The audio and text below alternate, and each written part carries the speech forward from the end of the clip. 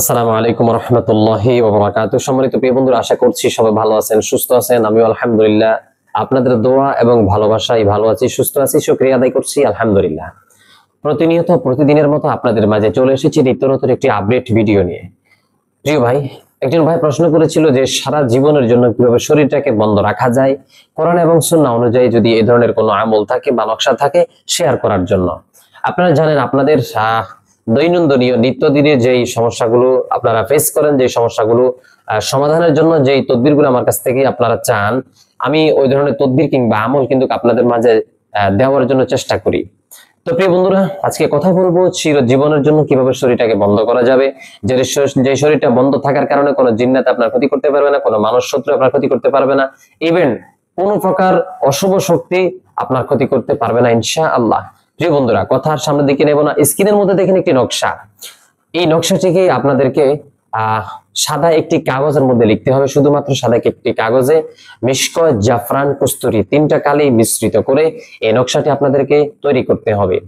এই নকশাটি তৈরি করে নকশাটির নিচে আপনাকে যিনি কাঙ্ক্ষিত রোগী, যিনি এটি ব্যবহার করবেন, তিনি এই নকশার নিচে তিনার বাবার নাম, মায়ের নাম, তিনার পিতার নাম, অর্থাৎ নিজের নাম, বাবা মায়ের নাম, এই তিনটা জিনিস লেখার পরে তিনি এই তদবিরটাকে সুন্দরভাবে তদবির আকারে বানাবেন, অর্থাৎ এটাকে তাবিজ বানাবেন। তাবিজ বানানোর পরে এটির ভেতরে মসজিদের মেহরাবের পিছন থেকে এক চিমটি মাটি নেবেন, চিমটি সামান্য মাটি নেবেন, এবং লোহার দোকান থেকে ছোট একটি লোহার টুকরো নেবেন, এবং যে তাবিজের ঠোল যেটির মধ্যে তাবিজ ঢুকানো হবে, এটি হতে হবে সম্পূর্ণ তামা অথবা লোহার।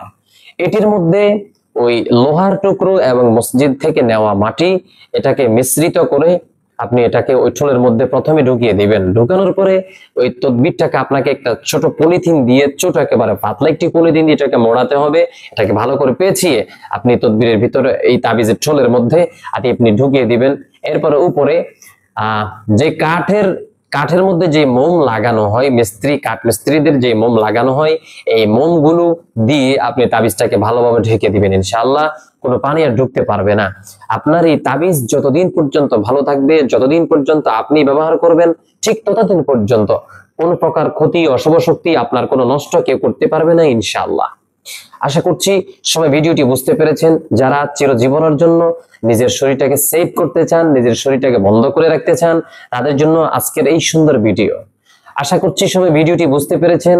যদি বুঝে থাকেন, যদি ভালো লাগে, অবশ্যই ভিডিওটি শেয়ার করার চেষ্টা করবেন এবং দোয়া করবেন আমার জন্য, যেটা প্রতিনিয়ত আপডেট ভিডিওগুলো আপনাদের মাঝে শেয়ার করতে পারি। আসসালামু আলাইকুম রহমতুল্লাহি ওয়া বারাকাতুহু।